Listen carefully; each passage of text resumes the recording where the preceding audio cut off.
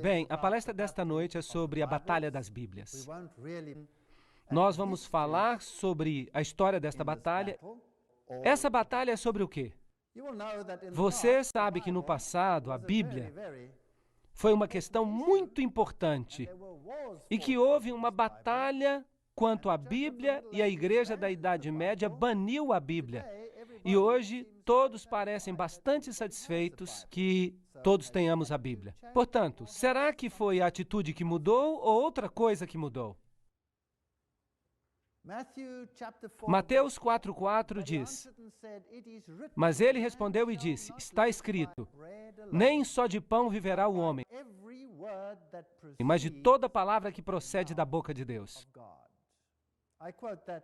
Eu estou citando da Bíblia em inglês King James. De outra forma, eu teria um problema. Eu só seria capaz de ler metade do verso para vocês.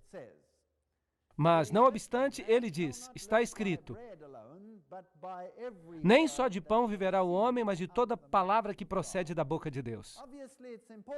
Obviamente, é importante que nós saibamos a palavra de Deus. Isaías 8:20 diz, a lei é o testemunho. Se não falarem de acordo com a palavra, é porque não há luz neles. Em outras palavras, se você não fala de acordo com a palavra de Deus, e se você não fala de acordo com o testemunho, aquilo que os profetas já declararam com respeito às ações de Deus, aquilo que tem que estar em harmonia com a Torá, os primeiros 5 livros da Bíblia, então não há luz neles. Portanto, nós não podemos vir com algo contrário à palavra de Deus. Apocalipse 22:18 diz, pois eu testifico a todo homem que ouve a profecia deste livro. Se alguém lhe acrescentar qualquer coisa, Deus lhe acrescentará as pragas que estão escritas neste livro. E se alguém tirar algo das palavras do livro desta profecia, Deus tirará sua parte do livro da vida, e da cidade santa, e das coisas que estão escritas neste livro. Este é um assunto muito sério. Não se metam com a palavra de Deus. Vocês concordam comigo que é isso que está dizendo? Esta é uma pesquisa muito séria e, obviamente, se o homem não vive apenas de pão, mas de toda palavra que procede da boca de Deus, se você acrescentar algo a ela, ou tirar algo dela, ou misturá-la, ou alterá-la, isso pode ser um problema. Bem, hoje nós temos muitas Bíblias. De fato, há centenas de traduções da Bíblia. Agora, qual é a melhor? As pessoas vão dizer que as Bíblias modernas são melhores. Sim, em muitos sentidos, com os estudos modernos do grego, muitos versos das Bíblias modernas têm traduções melhores do que as versões mais antigas, por causa de um conhecimento melhor da terminologia grega. Mas se a gramática melhorou, será que isso necessariamente significa que o contexto melhorou ou mudou? É aí que nós temos problemas. Mas há alguns problemas com aquela Bíblia, e nós veremos isso. Em inglês, há a Bíblia dos Jesuítas de 1582, que foi escrita na língua vulgar, para combater a Bíblia da Reforma. O texto Vulgata aparece também com algumas alterações na Bíblia de Douay, ou na Bíblia Católica, que é a chamada Good News Bible. E muitas outras Bíblias modernas são baseadas nela hoje em dia. Bem, aqui está a controvérsia, e cada declaração que eu faço é uma citação, para que ninguém diga que eu estou fazendo fofoca. Eu não digo nada, só leio.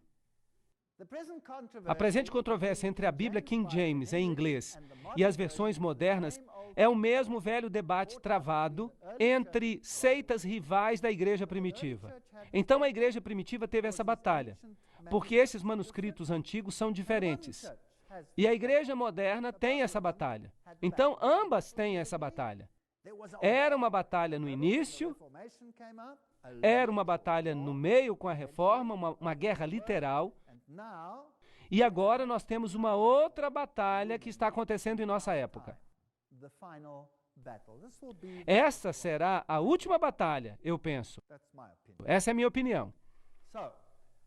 Então, a batalha foi travada entre os valdenses e os papistas, do 4º até o 13º século. E mais tarde ainda, entre os reformadores e os jesuítas no século XVI. E hoje, a batalha vai ser travada entre quem quer que represente as Bíblias, que essas pessoas também defendiam, e quem quer que represente o outro lado. Nós precisamos compreender que muitas das novas traduções são tomadas dos manuscritos antigos. As pessoas acham que elas são mais confiáveis. Não, elas só são velhas. Em realidade, eles estão dizendo, prestem atenção, que o manuscrito que foi encontrado numa cesta de lixo numa caverna no Monte Sinai e manuscritos questionáveis de Alexandria, onde se praticava o ocultismo, são mais confiáveis do que o texto recebido. É isso que estão dizendo. Então, esses manuscritos questionáveis seriam mais confiáveis? De fato, aquele encontrado no Monte Sinai foi jogado fora porque tinham copiado sobre ele, tinham feito o manuscrito de rascunho. Parece que em alguns lugares ele foi reescrito até 70 vezes. De fato, ele foi esfregado e reescrito tantas vezes que eles o jogaram fora. E esse é o manuscrito em que tudo se baseia hoje em dia. De onde vêm os manuscritos? Bem, havia um homem chamado Orígenes. Ele era um velho iniciado. Você vai descobrir isso nos escritos maçônicos. Ele estava dentro da maçonaria. E isso é interessante. Se eu encontro elogios a alguém nos escritos maçônicos, as minhas orelhas se levantam.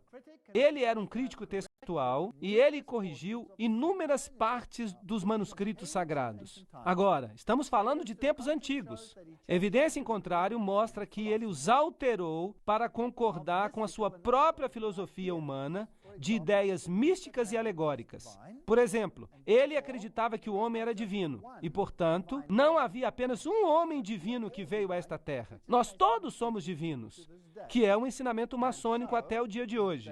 E então, acredita-se que esses manuscritos tenham sido de fato corrompidos. Então, do nascimento de Cristo até cerca do ano 400 depois de Cristo, alguns evangelhos gnósticos foram escritos. Paulo faz menção a isso em 2 Coríntios 2,17. Pois não somos como aqueles que corrompem a palavra de Deus. Eles já estavam corrompendo a palavra de Deus? Sim ou não? Sim, eles a estavam adulterando. Eles a estavam corrompendo com ideias gnósticas. E isso os alinha com o pensamento ecumênico de todas as religiões, pois estas são consideradas de modo igual e não deveriam ser elevadas uma acima das outras. Em 331 depois de Cristo, e é aí que o problema realmente começa, Constantino ordenou que uma Bíblia ecumênica fosse escrita. Vejam vocês, o cristianismo estava dizendo, Jesus é o caminho, a verdade e a vida. Todas as doutrinas com respeito ao cristianismo eram problemáticas, porque elas atacavam o paganismo. Então Constantino, que tentou fazer um casamento dos dois, ordenou que um homem, por nome Eusébio, que, por falar nisso, era um seguidor de Orígenes, que escrevesse uma Bíblia ecumênica. Isto é, que alterasse a palavra de Deus usando escritos gnósticos, para que ela se tornasse aceitável tanto a pagãos quanto a cristãos. E foi isso que fizeram. Mas os primeiros cristãos rejeitaram esses manuscritos e disseram que eles não são de Deus. E então, esses manuscritos foram parar em bibliotecas secretas e ficaram ali para serem posteriormente escavados como manuscritos antigos. Foram feitas mais ou menos 50 cópias por Eusébio e elas foram distribuídas e acabaram em áreas amplas, em Roma e em Alexandria, onde você tinha os estudos esotéricos. Nós vamos falar sobre isso mais tarde. Orígenes acreditava na assim chamada heresia ariana. Essa heresia ariana é que Jesus não era Deus e que só havia um Deus, uma espécie de Deus panteísta, um Deus em tudo. Então, nós poderíamos ter uma centelha divina, e esse é um ensinamento maçônico. Agora, é interessante que os católicos romanos alegam que são contra os arianos, e que combateram guerras e destruíram as pessoas que eram arianas. Mas não há evidência disso. E eu quero lhes dizer, não há evidência histórica de que as nações tivessem sido destruídas porque elas eram arianas, como os ostrogodos, os vândalos. Não há evidência que esses eram arianos. Nós não temos nenhum dos seus escritos. Tudo o que escreveram foi destruído. Nós só temos a palavra dos católicos romanos de que eles eram arianos. Mas agora eu tenho boas notícias para vocês. Lembram-se que eu lhes disse ontem que os templários tinham duas doutrinas? Uma é esotérica e outra é exotérica. Uma é para os goyim, a massa, e outra para os de dentro. Agora, o evangelho para os de fora não é ariano, mas o evangelho para os de dentro do catolicismo romano é ariano. Como é que eu sei que é ariano? É porque o Papa declarou que a Vulgata era a Bíblia infalível, e a Vulgata é ariana. Ela remove a divindade de Cristo. Isso não é interessante? Mas que batalha era essa? A batalha contra Jesus Cristo. É isso que ela era. Desde a pré-história. A batalha contra o Filho de Deus. E quem é que nós vamos defender? Jesus ou outra pessoa? Então essa é uma batalha interessante. Eu a acho uma batalha fascinante. Em 1481 d.C., o manuscrito do Vaticano foi descoberto na Biblioteca do Vaticano. Isso não é interessante? Bem a tempo de competir com a Reforma, porque a Reforma estava usando o texto recebido. Eles não usavam nenhum outro texto. Então, vocês precisam acreditar que até 1481, Deus manteve a verdade da Bíblia escondida por gerações até 1481? Será que a verdade se baseava em manuscritos errados? E felizmente o Vaticano descobriu o manuscrito certo em 1481 para combater a Reforma. E esse manuscrito repetidamente coloca de lado a divindade de Cristo e é ariano? Então, essa é a doutrina para os de dentro, a doutrina templária. Nós vimos isso na palestra que fizemos ontem. E é provavelmente um manuscrito que sobreviveu de Eusébio. E por falar nisto, este aqui e aquele que encontraram no Sinai são pássaros de uma só pena. Eles concordam um com o outro. E é por isso que basicamente só há duas famílias. A grande maioria que compõe o Textus Receptus e esta outra família. E então nós temos a data mágica, 1844.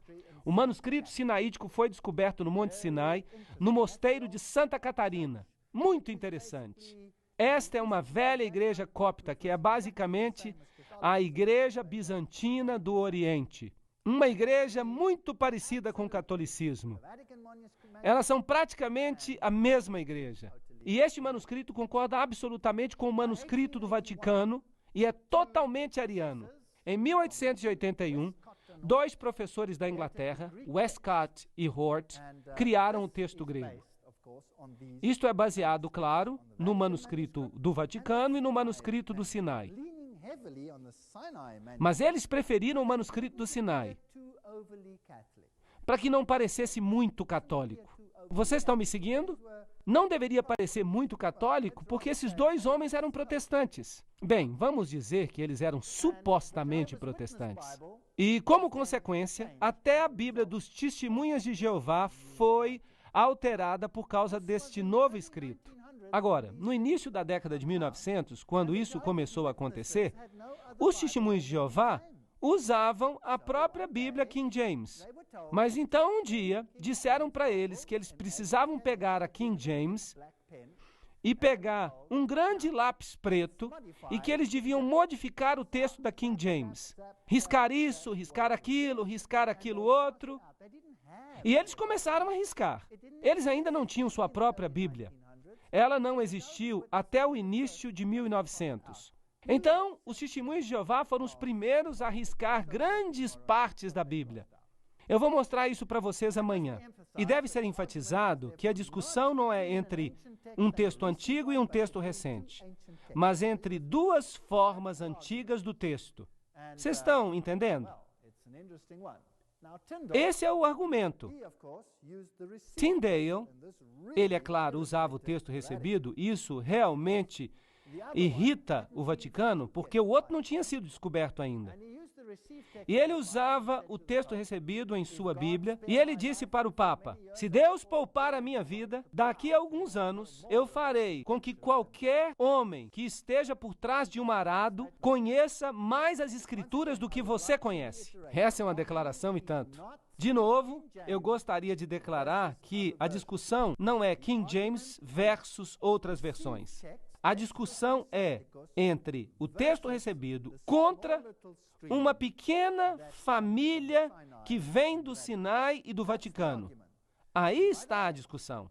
Por falar nisso, qualquer Bíblia, em qualquer linguagem, que existia antes de 1900, era baseada no texto recebido. Então, se você vai para a Sérvia, você tem o texto recebido. Se você vai para a Grécia, eles têm o texto recebido em grego. Se você vai para qualquer país do mundo, a Bíblia luterana, qualquer Bíblia, elas são todas baseadas no texto recebido. Cada uma delas. Mas depois de 1900, as Bíblias modernas deixam de ser baseadas nele. Bem, quando essa Bíblia saiu, os jesuítas foram chamados para ajudar. Eles tiveram uma crise, porque agora estava evidente que os ensinos de Roma não estavam de acordo com a Bíblia. Então eles fizeram esta declaração. Notem o que os jesuítas escreveram. Nós vamos solapar a Bíblia dos protestantes e destruir os seus ensinamentos. A rainha da Inglaterra, percebendo o dano da Bíblia jesuítica, enviou Beza à Europa, e ele estava com João Calvino, para ajudar Thomas Cartwright. Com uma mão ele pegou todos os manuscritos gregos e com a outra mão ele pegou todos os manuscritos latinos do texto recebido. E ele começou a atacar a Bíblia dos jesuítas, golpe após golpe.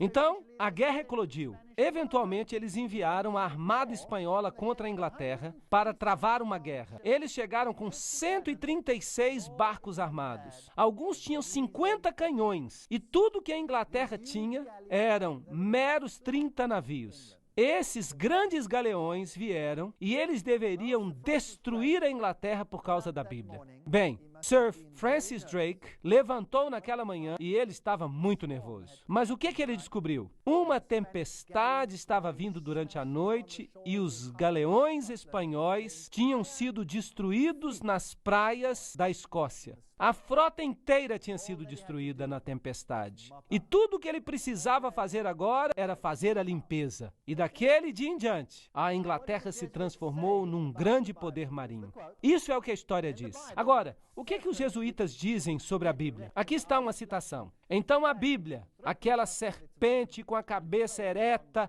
e os olhos chamejantes, nos ameaça com seu veneno enquanto ela se arrasta no chão. Ela se transformará numa vara tão logo nós a toquemos. Por 3 séculos, esta víbora cruel não nos tem dado repouso, porque nós não conseguimos entender como ela serpenteia e como ela usa suas presas. Eles odeiam a Bíblia. O catecismo jesuíta? Vejam essa citação, vejam o que ele diz. Pergunta: e se a Bíblia nos ordenar uma coisa e o Papa nos ordenar algo contrário a ela? Resposta: as Escrituras Sagradas devem ser colocadas de lado. O que é o Papa?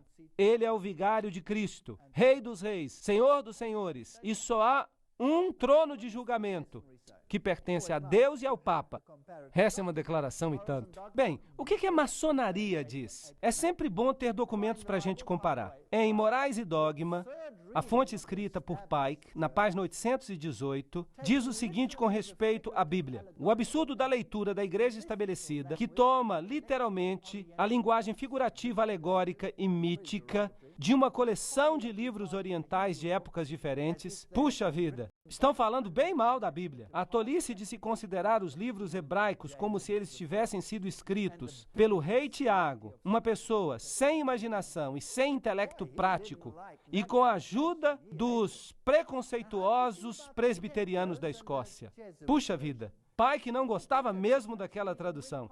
Ele a odiava. Mas o que ele dizia sobre a versão dos Templários, a Bíblia jesuíta? A melhor forma de dividir e ganhar partidários é que os Templários se simpatizem com todos aqueles que tiveram as suas doutrinas rejeitadas. Eles se simpatizavam com o paganismo. E que encoraje as esperanças dos novos cultos, prometendo a todos liberdade de consciência e uma nova ortodoxia que será a síntese de todos os credos perseguidos. Vejam vocês, a maçonaria detesta o texto recebido. Ela mantém na sua loja a Bíblia apenas como símbolo. Isso é muito inteligente. É mesmo diabólico, não é? Mas não desanimem. Os jesuítas se infiltraram como pastores protestantes para sabotar e implantar doutrinas católicas em todas as denominações. Quem escreveu que os jesuítas eram os sacerdotes das igrejas protestantes foi Descartes, um sacerdote de Roma, professor de teologia. Foi o próprio homem que nos diz que era assim. Bem, então nós já sabemos que o romanismo entrou na Igreja da Inglaterra. Ora, onde quer que a assim chamada Contra-Reforma, começada pelos jesuítas, dominou o povo, a língua vernacular foi suprimida e a Bíblia foi mantida longe dos leigos. Os jesuítas estavam tão ansiosos para destruir a autoridade da Bíblia, que eles chamavam de o Papa de papel dos protestantes, que eles não temeram sequer criticar a sua genuinidade e o seu valor histórico. Os jesuítas fizeram guerra contra a Bíblia protestante.